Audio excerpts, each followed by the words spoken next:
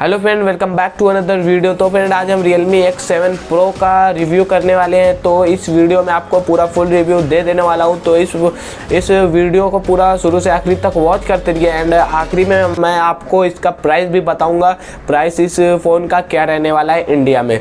तो चलते हैं, वीडियो स्टार्ट करते हैं। सबसे पहले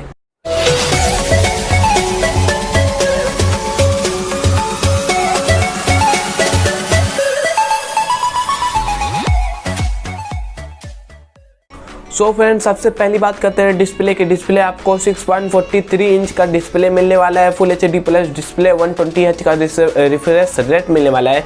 एंड फ्रेंड स्टोरेज के बारे में, स्टोरेज आपको 128 GB इंटरनल मिलने वाला है स्टोरेज आपको, एंड रैम आपको 8 GB रैम मिलने वाला है।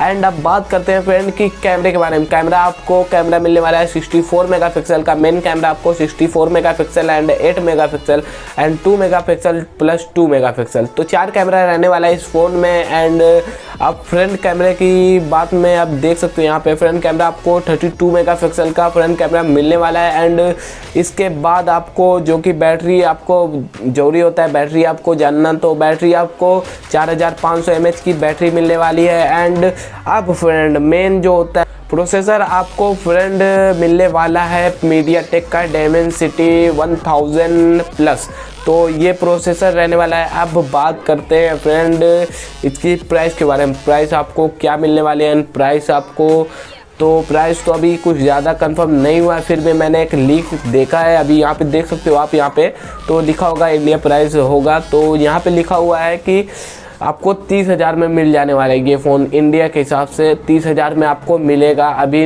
लॉन्च होने के बाद भी पता चलेगा कि क्या होने वाला है, तो अभी अंदाज के हिसाब से तो ये 30,000 तक में रहने वाला है। तो फ्रेंड बस इतना है। तो फ्रेंड वीडियो पसंद आए तो वीडियो को लाइक करना, इस चैनल को सब्सक्राइब कर लेना। और हाँ फ्रेंड, अगर आपको इसका प्राइस सही लगा हो या फिर कुछ भी लगा हो तो आप कमेंट में ज़रूर बताइए कि प्राइस मुझे इस फ़ोन के हिसाब से ज़्यादा है या कम है, तो ये कमेंट में आप ज़रूर बताइए। तो फिर मिलेंगे अगली वीडियो में, तब तक के लिए बाय।